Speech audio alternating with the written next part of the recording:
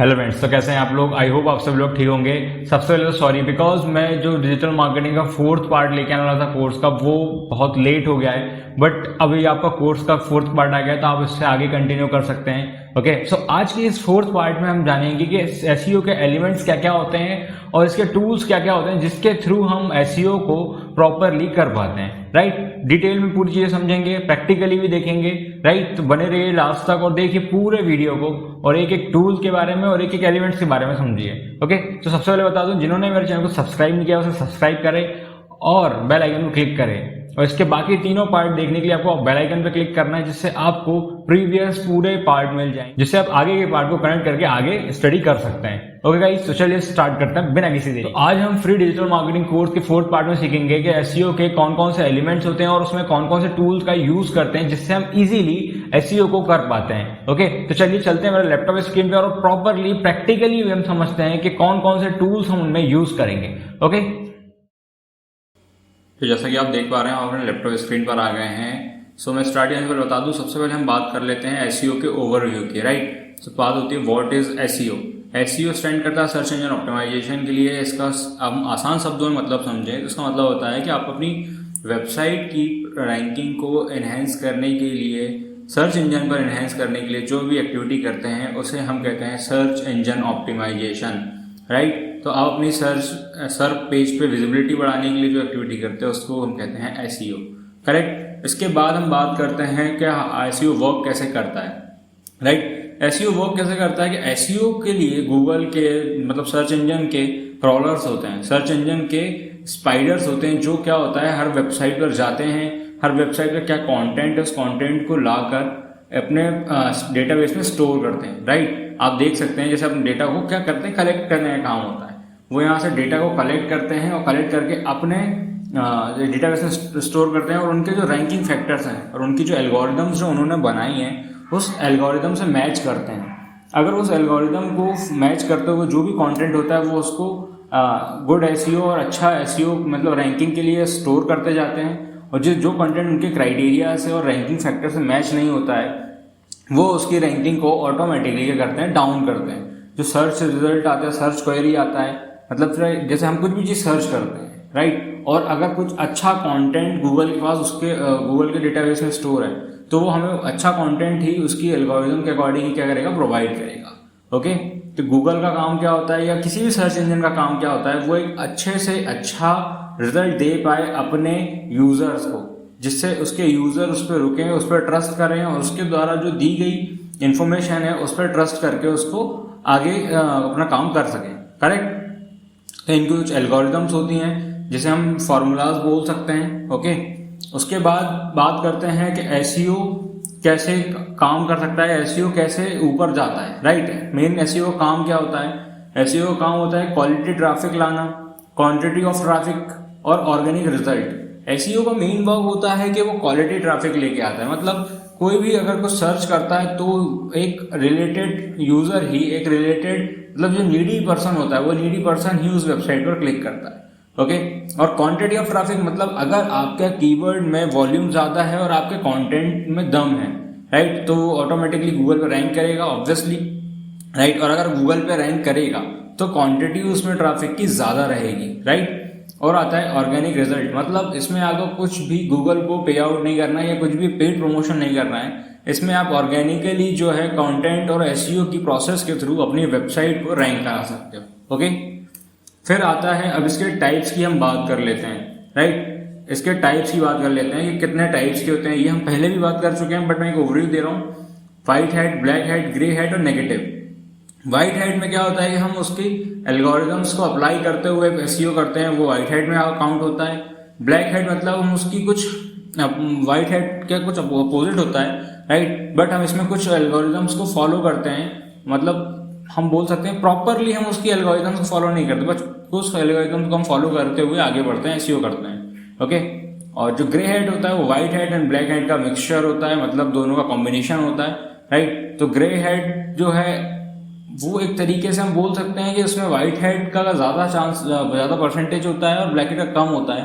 Okay, और maximum जो agencies हैं, कंपनीज हैं, वो ग्रे हैट एसईओ यूज करते हैं क्योंकि उन्हें जल्द से जल्द रिजल्ट देना होता है। ओके। और एक होता है नेगेटिव एसईओ। नेगेटिव एसईओ मैं किसी को नहीं बताऊंगा और ना ही ये करना चाहिए, बट ये एक प्रोसेस है। नेगेटिव एसईओ का मेन वर्क जो होता है वो क्या होता है, अपने यूजर्स की, अपने कॉम्पिटिटर्स की रैंकिंग को डाउन करने के लिए इसे यूज किया जाता है। बट हमें ऐसा कुछ नहीं करना है, बिकॉज हम अगर उसकी रैंकिंग को डाउन करके ऊपर आते हैं तो कल की डेट में फिर वो अपना अच्छा एसईओ करके हमसे ऊपर आ सकता है, राइट। तो हमें नेगेटिव एसईओ से ज्यादा हमारे white hat and grey hat SEO पे ज्यादा ध्यान देना है, ओके। इसके बाद हम बात कर लेते हैं ऐप टाइप की। बात तो हो गया प्रोसेस। इसके अंदर भी अलग अलग प्रोसेस होते हैं। क्या होता है, on page SEO, of page SEO and technical SEO. On page मतलब कोई भी एसईओ के अकॉर्डिंग जो हम चेंजेस हमारी वेबसाइट मतलब खुद की वेबसाइट पर, खुद के पेज पर करते हैं, उसे हम कहते हैं ऑन पेज एसईओ, ओके। और एक होता है of page SEO. Of page मतलब अब हम एसईओ के लिए मतलब सर्च इंजन पर रैंकिंग के लिए, ऑप्टिमाइजेशन के लिए हम जो भी process other third party website या थर्ड पार्टी पेज पे करते हैं, मतलब अपने पेज को छोड़कर किसी अदर के पेजेस पे वर्क करते हैं, तो उसे हम कहते हैं ऑफ पेज एसईओ, राइट। और एक होता है टेक्निकल एसईओ। टेक्निकल एसईओ में हम हमारी वेबसाइट के जो भी टेक्निकल एरर्स हैं, टेक्निकल इश्यूज हैं एसईओ के अकॉर्डिंग, उसे हम फाइंड करते हैं और शॉर्ट आउट करते हैं, राइट। इसके बाद हम देखते हैं कीवर्ड तो आपको पता ही होगा कि कीवर्ड जो हम सर्च बार में सर्च करते हैं, जो भी वर्ड्स हम कीवर्ड कहते हैं, ओके। अब टाइप ऑफ कीवर्ड भी आप एक बार देख लेते हैं ओवरव्यू में। Short tail, medium tail, long tail, 3 type के कीवर्ड होते हैं। शॉर्ट टेल मतलब जो 1 या 2 वर्ड के होते हैं, राइट। मीडियम टेल मतलब 2 से 3 वर्ड के हो सकते हैं, और लॉन्ग टेल मतलब एक सेंटेंस भी हो सकता है, राइट। ये 3 टाइप के कीवर्ड्स होते हैं। इसके बाद कीवर्ड रिसर्च टूल्स होते हैं। आप देख सकते हैं कीवर्ड प्लानर हुआ, KW फाइंडर, कीवर्ड एवरीवेयर, कीवर्ड.io और लॉन्ग टेल प्रो। अब बात आती है टूल्स के प्रॉपर यूज करने की, राइट। तो कीवर्ड मैंने इससे पहले भी अपने यूट्यूब चैनल पे कीवर्ड से रिलेटेड वीडियो बनाए हुए हैं, कीवर्ड रिसर्च टूल से लेके, तो आप वहां जाकर इसके प्रॉपरली देख सकते हैं कि कौन कौन से टूल पे कैसे काम किया जा सकता है, ओके। और इसके बाद हम आते हैं टेक्निकल एसईओ पे। टेक्निकल एसईओ के आप ये देखिए ग्राफ देख रहे होंगे, सर्कल देख रहे होंगे कि कैसे इस पे वर्क करते हैं। सबसे पहले होता है क्रॉलिंग, राइट। हम क्रॉलिंग करते हैं, हमारा जो गूगल होता है वो क्रॉलिंग करता है, राइट। क्रॉलिंग करने के बाद वो एनालाइज करेगा, एनालाइज के बाद ऑप्टिमाइज एंड मॉनिटरिंग होती है, राइट। अब ये 4 प्रोसेस को हम कैसे यूज करते हैं मैं आपको दिखा देता हूँ। सबसे पहले जो होता है, हमें हमारी वेबसाइट को एक टेक्निकल एसईओ टूल में पुट करना है जो उसको प्रॉपरली क्रॉल करेगा, प्रॉपरली उसको रीड करेगा। क्रॉलिंग मतलब रीड करेगा, ओके। तो उसको प्रॉपर क्रॉल करेगा। क्रॉल करने के बाद वो एनालाइज करेगा कि उसमें क्या क्या इश्यूज हैं एसईओ के अकॉर्डिंग, ठीक, ओके। और जो जो इश्यूज हैं उसके बाद वो क्या करेगा, उसमें ऑप्टिमाइज मतलब ऑप्टिमाइज के लिए जो जो उसमें सजेशंस होंगे वो हमें देगा और हम उसको ऑप्टिमाइज करेंगे। एनालाइज के बाद ऑप्टिमाइज का प्रोसेस आता है, वो हमें सजेशन देगा और हम उस चीज़ों को ऑप्टिमाइज करेंगे, ओके। और ऑप्टिमाइजेशन के बाद कुछ टाइम बाद फिर हम उसको मॉनिटर करते हैं, उसकी परफॉर्मेंस को, उसके इंडेक्शन को और ऑर्गेनिक ट्रैफिक को, राइट, कि वो किस तरीके से परफॉर्म कर रही है, क्या इंडेक्शन हुआ भी हुआ है कि नहीं हुआ है हमारे पूरे यूआरएल्स का, और क्या ऑर्गेनिक ट्रैफिक अब उसके बाद हमें मिल रहा है, ओके। तो ये 4 प्रोसेस होती है टेक्निकल एसईओ की, ओके। उसके बाद अब देखेंगे आप टेक्निकल एसईओ के रैंकिंग फैक्टर जो हमें टूल में फाइंड करना है और उसको करेक्ट करना है। पहला होता है साइट एंड पेज स्पीड, मतलब हमारी वेबसाइट की जो पेज स्पीड है वो कम होनी चाहिए। अगर ज्यादा होती है तो यूजर उसको ज्यादा टाइम तक वेट नहीं करता। आप भी अगर किसी वेबसाइट को ओपन करते हैं तो 3 से 4 second, max to max 10 second wait करते हैं, उसके बाद आप उसको क्लोज कर देते हैं। तो सबसे मेन फैक्टर होता है कि आपकी वेबसाइट की जो स्पीड है, आपके पेज की जो स्पीड है वो अच्छी होनी चाहिए, मतलब कम से कम समय में उसको खुलना चाहिए, ओके। फिर आता है यूजिबिलिटी ऑन मोबाइल। अब आप भी जानते हैं कि आपके ज्यादातर यूजर आपकी मोबाइल पर वेबसाइट यूज करते हैं, ना कि डेस्कटॉप पर, राइट। और अगर आपकी वेबसाइट मोबाइल फ्रेंडली है तो ऑब्वियसली डेस्कटॉप फ्रेंडली होगी ही होगी। तो आपको ध्यान रखना है कि आपकी वेबसाइट जो है मोबाइल फ्रेंडली हो, मतलब यूजिबिलिटी ऑन मोबाइल अच्छी होनी चाहिए उसकी, ओके। इंटरनल लिंकिंग मतलब आपकी वेबसाइट को अपनी ही वेबसाइट के अदर पेज से कनेक्ट होना चाहिए, मतलब जैसे हम बोलते हैं इंटरनल लिंकिंग, जो हेल्प करता है लिंक जूस को ट्रांसफर करने में वेबसाइट पे। अब लिंक जूस क्या होता है ये हम समझेंगे, क्योंकि ऑफ पेज का पार्ट है तो हम इसको ऑफ पेज में अच्छे से समझेंगे, बट इसको आप नोट डाउन कर सकते हैं कि इंटरनल लिंकिंग का मेन काम होता है लिंक जूस को इंटरनली अपनी अलग अलग पेज, वेबसाइट के अलग अलग पेजेस पे ट्रांसफर करना। ओके, फिर आता है robot.txt। अब robot.txt का क्या मतलब होता है, robot.txt क्यों यूज करते हैं, राइट। robot.txt जो है वो हम यूज करते हैं कि हम गूगल को बता पाए कि हम उसको कौन सा पेज को रीड करना है और कौन से पेज को रीड नहीं करना है। ओके, robot.txt का मेन काम होता है कि हम गूगल को बताते हैं कि आपको कौन से पेज को रीड करना है और कौन से पेज को रीड नहीं करना है। राइट, मैं आपको एग्जांपल दूं, अगर आपने देखा हो, आपने कभी शॉपिंग करी अमेजोन से, तो परचेस कंप्लीट होने के बाद आपको एक थैंक यू पेज मिलता है, करेक्ट। तो आपने सभी ने थैंक यू पेज देखा होगा, बट आपने कभी ये देखा है अगर आपको सर्च करते हैं अमेजोन से रिलेटेड या थैंक यू से रिलेटेड, तो कभी अमेजोन का थैंक यू पेज आता है सर्च रिजल्ट में? नहीं आता होगा, बिकॉज अगर उसने अमेजोन ने robot.txt के थ्रू robot.txt लगाकर थैंक यू पेज पर उसको नॉट अलाउ किया है कि वो गूगल पर रैंक ना करे, गूगल उसको इंडेक्स ना करे, राइट। गूगल को हम बताते हैं कि क्या क्या हमारी वेबसाइट में क्या उसके डेटाबेस में सेव करना है उसको और क्या नहीं करना है। ओके, तो robot.txt का काम समझ में आया। तो हम इसको प्रैक्टिकली भी समझेंगे कैसे बनाते हैं, सब चीजें हम प्रैक्टिकली समझेंगे, टूल के थ्रू भी समझेंगे, डोंट वरी, सभी चीजें हम प्रैक्टिकली देखेंगे। उसके बाद आता है कैनोनिकलाइजेशन। कैनोनिकलाइजेशन का मतलब होता है कि आपको आपकी वेबसाइट की ओरिजिनल यूआरएल जो होती है वो उसको बताना पड़ता है, किसको, गूगल को। कई बार क्या होता है, आप जब HTML पे वेबसाइट बनाते हो, कई बार क्या होता है जब आप PHP पे वेबसाइट बनाते हो, तो वहां पे लिखा आता है आपका डोमेन नेम, मतलब जैसे मेरी वेबसाइट है रैंक ब्रेन मार्केटिंग, तो उसमें लिखा आएगा रैंक ब्रेन मार्केटिंग, राइट। तो उसमें लिखा आता है रैंक ब्रेन मार्केटिंग .com/.php या रैंक ब्रेन मार्केटिंग .html। तो हमें हमारी वेबसाइट का जेन्युइन नेम बताने के लिए डालना पड़ता है rankbrainmarketing.com।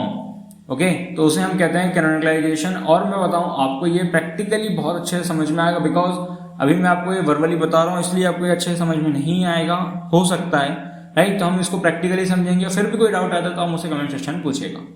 फिर बात आती है रीडायरेक्ट्स की। तो आप सभी ने देखा होगा कि आप कभी ना कभी आपने कोई वेबसाइट खोली होगी जो रीडायरेक्ट हो जाती है, राइट। तो रीडायरेक्ट का मतलब भी होता है, रीडायरेक्ट भी कराया जाता है। जैसे हमारी वेबसाइट अभी हम दोबारा रीडिजाइन कर रहे हैं, तो हम अगर टेम्परेरी हम अपने हमारे यूजर्स को किसी अदर पेज पर रिडायरेक्ट करके इन्फॉर्मेशन दे दें कि हमारी वेबसाइट अंडर मेंटेनेंस है, या हमारी वेबसाइट जो भी इन्फॉर्मेशन चाहिए वो आप अदर डोमेन से भी ले सकते हैं, तो उसको हम कहते हैं रीडायरेक्शन, राइट।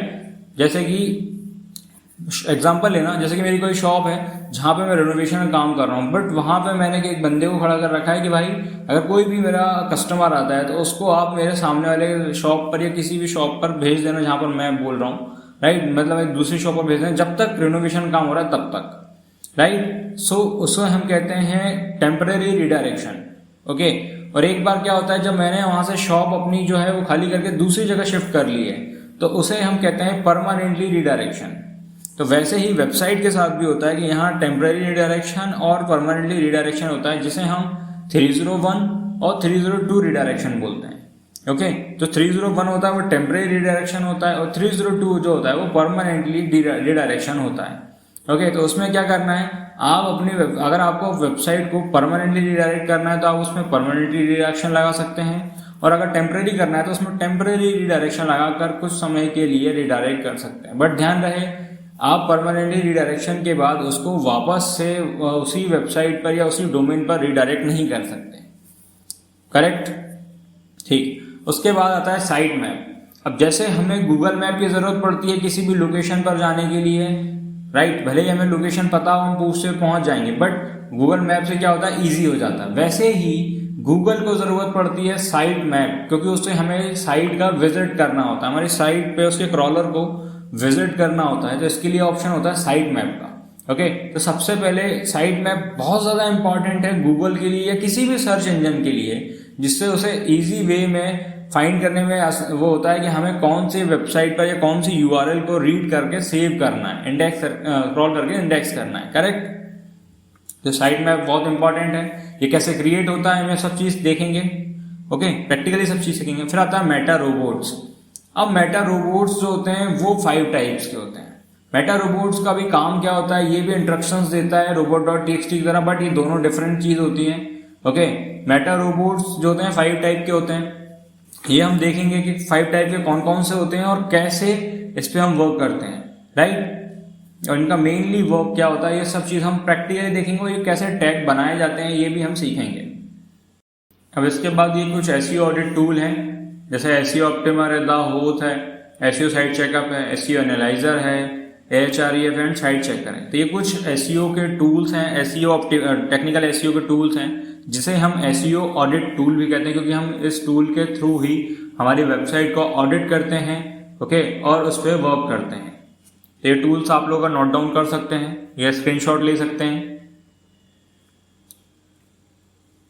इसके बाद हम बात करते हैं ऑन पेज एसईओ की। ऑन पेज एसईओ का हमने काम आपको बताया था कि ऑन पेज एसईओ का मेन काम क्या होता है कि हमारी वेबसाइट पर जो भी चीज़ की ज़रूरत होती है एसईओ के पॉइंट ऑफ व्यू से, उसे हम खुद के पेज पर चेंज करते हैं, खुद की वेबसाइट पर अपडेट करते हैं। उसके बाद हम उसको प्रोसीड करते हैं सर्च इंजन पर रैंक कराने के लिए। ओके, अब इसके भी कुछ रैंकिंग फैक्टर्स होते हैं। ओके, तो आप देखेंगे कीवर्ड टारगेटिंग, इसका मेन फोकस है कीवर्ड टारगेटिंग। अगर आपका कीवर्ड स्ट्रांग है, कीवर्ड अच्छा है, तो ही आपकी वेबसाइट जो है वो रैंक कर सकती है गूगल पर। अगर आपका कोई राइट कीवर्ड आपकी वेबसाइट पर है, कंटेंट में है, तो ही वो रैंक करेगा।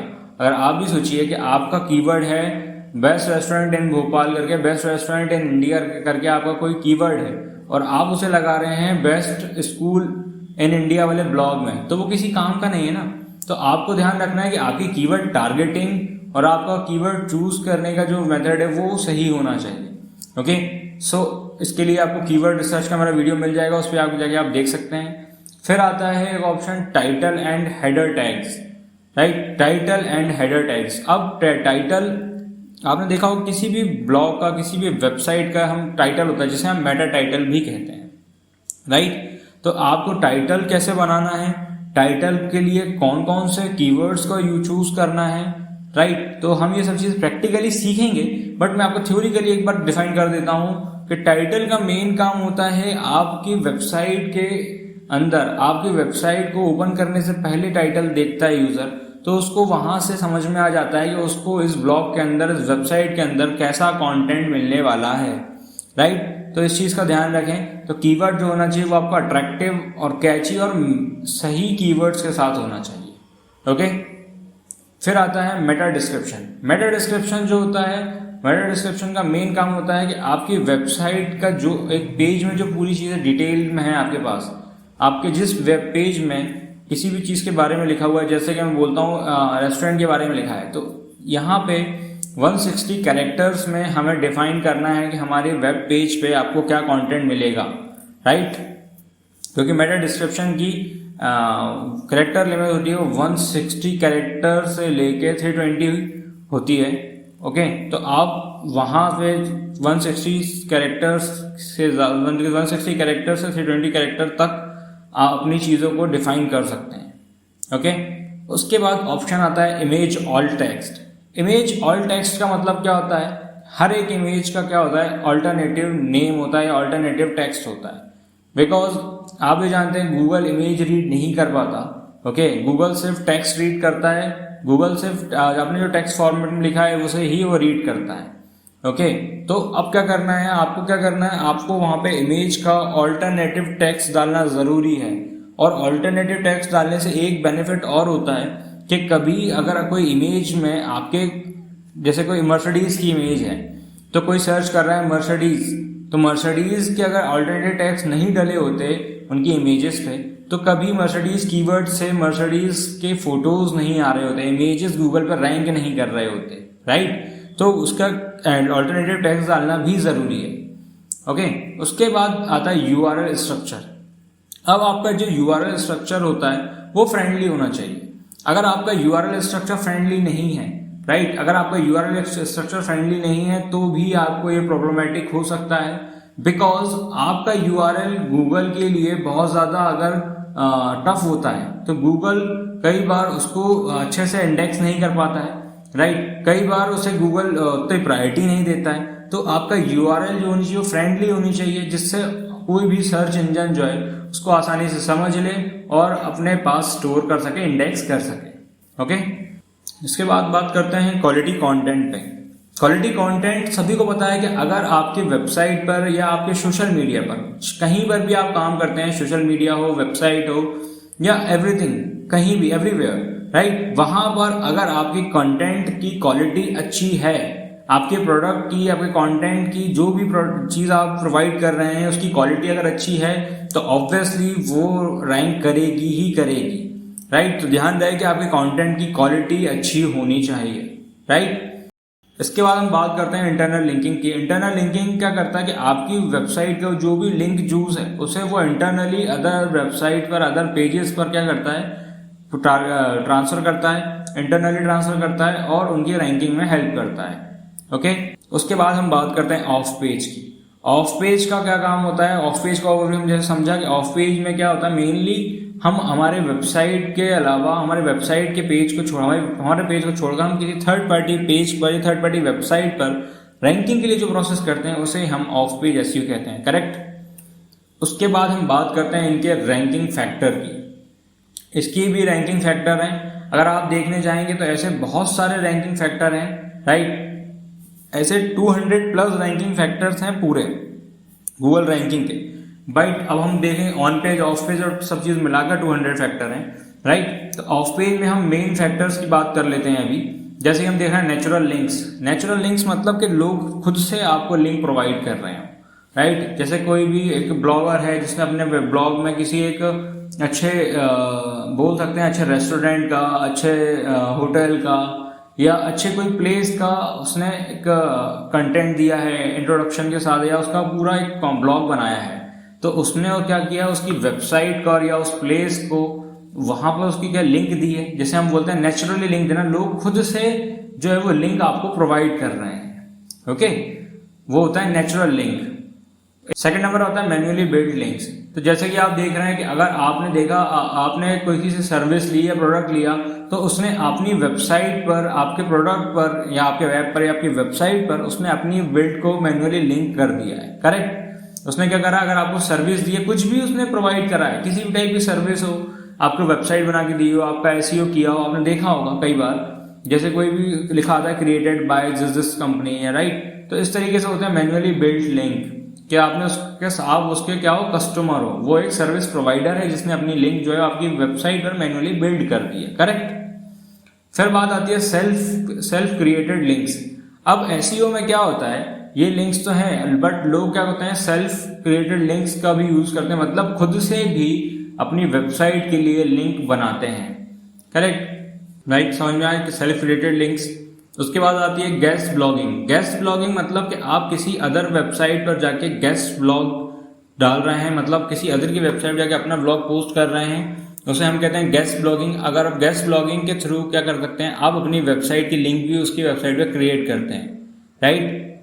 उसके बाद आता है social media marketing. Social media marketing मतलब आप सोशल मीडिया पर अपने ब्लॉग को, अपने वीडियोस को, मतलब आपका जो भी कंटेंट है आप उसको सोशल मीडिया पर प्रमोट कर रहे हैं, सोशल मीडिया पर शेयर कर रहे हैं, जिससे हम बोलते हैं सोशल सिग्नल्स। और सोशल सिग्नल्स क्या होता है, बहुत ज्यादा हेल्पफुल होता है आपको रैंक कराने में, ओके। उसके बाद आता है इन्फ्लुएंसर मार्केटिंग। अगर आप चाहें तो एक इन्फ्लुएंसर मार्केटिंग करवा सकते हैं अपने वेबसाइट पे, जिस वेबसाइट का या जिस भी सोशल मीडिया प्लेटफॉर्म पे किसी पर्सन का अच्छा खासा इन्फ्लुएंसर नेटवर्क है या अच्छा खासा आपके मतलब आपके ब्लॉग से रिलेटेड अच्छा खासा नेटवर्क है, तो आप उसके थ्रू इन्फ्लुएंसर मार्केटिंग करा सकते हैं, ओके। फिर आता है linked and unlinked brand mention. आप कई बार क्या होता है, कुछ ब्रांड होते हैं जो लिंक्ड होते हैं और कुछ होते हैं अनलिंक्ड, राइट। तो हम सभी चीज़ों के बारे में लिखते हैं, ओके। वैसे ही हमारे बारे में भी कोई लिखता है। कई बार क्या होता है, हम कुछ ब्रांड को लिंक देते हुए या किसी को लिंक करते हुए, राइट, उसको मेंशन करते हुए हम काम करते हैं, और कई बार हम उसे विदाउट मेंशन करे हुए उसका नेम यूज करके काम करते हैं, ये ब्लॉग लिखते हैं। तो एक तरीके से कहीं ना कहीं उसका प्रमोशन हो रहा है। वैसे ही आप भी अपना प्रमोशन करवा सकते हो, किसी थर्ड पार्टी साइट पे जाके आप अपना ब्लॉग लिख सकते हो और अपनी वेबसाइट को लिंक भी कर सकते हो, और अनलिंक ओनली नेम के थ्रू भी आप अपनी वेबसाइट को रैंकिंग दिला सकते हो, ओके, तो ये कुछ मेन फैक्टर्स थे ऑफ पेज एसईओ के, राइट। ये कुछ ऑफ पेज एसईओ की एक्टिविटीज हैं, जैसे सोशल बुकमार्किंग हुई, बिजनेस लिस्टिंग हुई, प्रोफाइल लिस्टिंग हुई, web 2.0, article submission, forum submission, बहुत सारी ऐसी एक्टिविटीज हैं आप जैसे देख पा रहे हो, राइट। तो सब चीज़ें जो हैं वो आपको एक एक चीज़ें करके प्रैक्टिकली करके देखना पड़ेगी। सब चीज़ें मैं आपको प्रैक्टिकली बताऊंगा भी, बट एक ही वीडियो में बताऊंगा तो बहुत ज़्यादा लेंथी हो जाएगा, इसलिए हम सब चीज़ें प्रैक्टिकली सीखेंगे, बट धीरे धीरे। आई होप आपको ये वीडियो समझ में आएगी, और जिसको भी डाउट होता है तो वो मुझसे कमेंट सेक्शन में जरूर पूछ सकता है, मैं उसकी बिल्कुल मदद करूंगा। और ज़्यादा से ज़्यादा ये वीडियो अपने फ्रेंड्स के साथ शेयर करें, जिससे वो भी फ्री में डिजिटल मार्केटिंग सीख पाए, अपनी स्किल्स को इम्प्रूव कर पाए, अपनी अर्निंग को इम्प्रूव कर पाए। ओके, तो ज़्यादा से ज़्यादा अपने फ्रेंड्स के साथ, अपने फैमिली के साथ और अपने कोलीग्स के साथ जो डिजिटल मार्केटिंग सीखने में इंटरेस्टेड है उसके साथ ये चीज़ें शेयर करिए, जिससे उसको भी इसका बेनिफिट मिल पाए। ओके गाइज, और इस वीडियो को फटाफट लाइक कर दीजिए। थैंक यू गाइज, मिलते हैं नेक्स्ट वीडियो में।